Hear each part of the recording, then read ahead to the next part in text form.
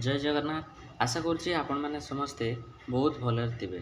तो आज आपण मान पई गोटे बहुत बड़ अपडेट रही जहाँकि आपण मानक जीवन में केबे एमितिया सुजोग पाई नथिबे से भलिया आपण मानक सुजोग नहीं आसी जहाँकि आपण मानकर जूनियर टीचर ओडिशा पाई एवं आईबी सिक्यूरिटी माने इंटेलिजेंस ब्यूरो इन्वेस्टिगेशन डिपार्टमेंट तरफ आपण मानकर रही एवं सीएसए ସେଇଟା କ'ଣ ମୁଁ ଆଗକୁ କହିବି ତ ଭିଡ଼ିଓଟା ଶେଷ ପର୍ଯ୍ୟନ୍ତ ଦେଖନ୍ତୁ। ଆପଣମାନଙ୍କର ବହୁତ ବଡ଼ ଭ୍ୟାକେନ୍ସି ଆସିଛି ଆପଣମାନଙ୍କ ପାଇଁ, ଯାହାକି ଜୁନିୟର ଟିଚରର 44,433 ଭ୍ୟାକେନ୍ସି, ଆଇବି ସିକ୍ୟୁରିଟିର 9,987 ଭ୍ୟାକେନ୍ସି ଏବଂ ସିଏସ୍ଏ ଆପଣମାନଙ୍କ କେବଳ 10th ପାସ୍ ହେଇଥିଲେ ଆବେଦନ କରିପାରିବେ ଏହି ଭ୍ୟାକେନ୍ସିଟା।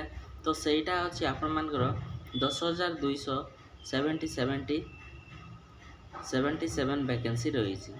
ଚାଲନ୍ତୁ ଭିଡ଼ିଓଟା ଷ୍ଟାର୍ଟ କରିବା ପୂର୍ବରୁ ଚ୍ୟାନେଲକୁ ସବସ୍କ୍ରାଇବ୍ କରନ୍ତୁ ଏବଂ ଲାଇକ୍ ସେୟାର କମେଣ୍ଟ କରିବାକୁ ଜମାରୁ ଭୁଲିବେନି। ତ ନିଜ ସାଙ୍ଗମାନେ ମଧ୍ୟ ସେୟାର କରିଦିଅନ୍ତୁ, ସେମାନେ ମଧ୍ୟ ଏହି ଭିଡ଼ିଓରେ ଜାଣିପାରିବେ। ତ ଚାଲନ୍ତୁ ଆପଣମାନଙ୍କର କ'ଣ ରହିଛି ଏହାର ଗାଇଡ଼ଲାଇନ୍ ଏବଂ ଏଲିଜିବିଲିଟି କ୍ରାଇଟେରିଆ ସବୁ ଦେଖିନେବା। ତ ପ୍ରଥମେ ଆସିବ government of Odisha mass and education department ତରଫରୁ ରହିଛି ଆପଣମାନଙ୍କର ଜୁନିୟର ଟିଚର ଭ୍ୟାକେନ୍ସି ଆସୁଛି ଆଗକୁ।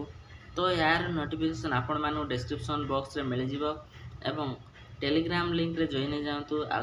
ଆଗରୁ ମଧ୍ୟ ବହୁତ ଗୁଡ଼ାଏ ଜବ୍ ଭ୍ୟାକେନ୍ସି ଗୁଡ଼ାକ ଅପଡ଼େଟ୍ ରହିଛି, ସେଥିରେ ଆପଣ ମଧ୍ୟ ଜାଣିପାରିବେ ଏବଂ ହ୍ୱାଟ୍ସଆପ୍ରେ ମଧ୍ୟ ଆପଣମାନଙ୍କୁ ଏହିସବୁର ଲିଙ୍କ ମିଳିଯିବ, ଆପଣମାନେ ସେଇଠୁ ଜାଣିପାରିବେ।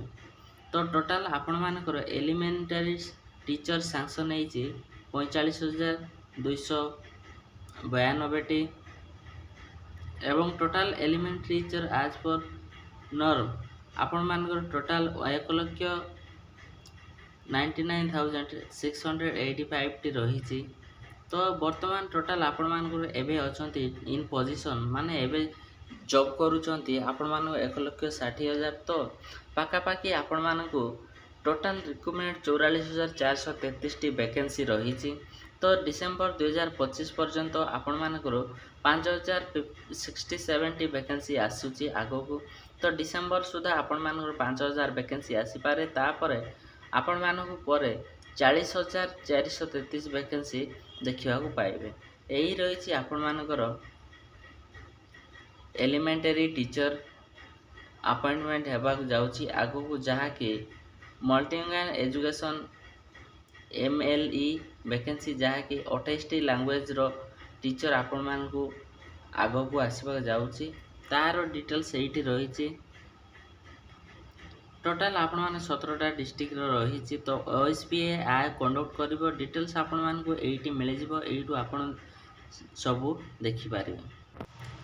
ତାପରେ ରହିଛି ଆପଣମାନଙ୍କର CSA ମାନେ customer service associated in participant in bank, ଯାହାକି ଆପଣମାନଙ୍କ କଷ୍ଟମର ସର୍ଭିସ୍ ବ୍ୟାଙ୍କମାନଙ୍କରେ ଆପଣମାନଙ୍କର ଏଇଟା ଆପଣମାନଙ୍କର institute of banking personal selection IBPS ଆପଣମାନଙ୍କୁ କଣ୍ଡକ୍ଟ କରୁଛି ଏକ୍ଜାମଟା, ଯାହାକି ପ୍ରତି ବ୍ୟାଙ୍କରେ ରହିଛି, ପ୍ରତି ଷ୍ଟେଟ୍ରେ, ଯେମିତି ଆମ ଓଡ଼ିଶା ପାଇଁ ମଧ୍ୟ ରହିଛି। ଏବଂ ଏଇଟାର ଅନଲାଇନ୍ ରେଜିଷ୍ଟ୍ରେସନ୍ 1/8/2025ରୁ ଷ୍ଟାର୍ଟ ହେଇଗଲାଣି। ଆପଣଙ୍କ ଲାଷ୍ଟ ଡେଟ୍ 21/8/2025 ପର୍ଯ୍ୟନ୍ତ ରହିଛି। ତ ଅଫିସିଆଲି ଆପଣମାନଙ୍କର ଏଇଟା ବାହାରି ଯାଇଛି, ଆପଣମାନେ ଆବେଦନ କରିପାରିବେ। ଏହାର ଡିଟେଲ୍ସ ରହିଛି ଏଇଠି, ଆପଣମାନଙ୍କୁ କ'ଣ କରିବାକୁ ପଡ଼ିବ। ଟୋଟାଲ୍ ଆପଣମାନଙ୍କୁ ତ କହିଛି କେତେ ଭ୍ୟାକେନ୍ସି ରହିଛି। ତ ଯଦି ଆପଣମାନେ ଇଲିଜିବଲ୍ ଅଛନ୍ତି ତାହେଲେ ଏହି ପଦବୀରେ ନିଶ୍ଚୟ ଆବେଦନ କରନ୍ତୁ, ଯାହାଦ୍ୱାରା ଆପଣମାନଙ୍କୁ ବହୁତ ଭଲ ସୁଯୋଗ ରହିଛି ଏଭଳିଆ ଜବ୍ ଆପଣମାନେ କରିବା ପାଇଁ। ଯଦି PWD କ୍ୟାଣ୍ଡିଡେଟ୍ ଅଛନ୍ତି ତାହେଲେ ମଧ୍ୟ ଆପଣମାନେ ଏହି ଭ୍ୟାକେନ୍ସିଟା ଆବେଦନ କରିପାରିବେ।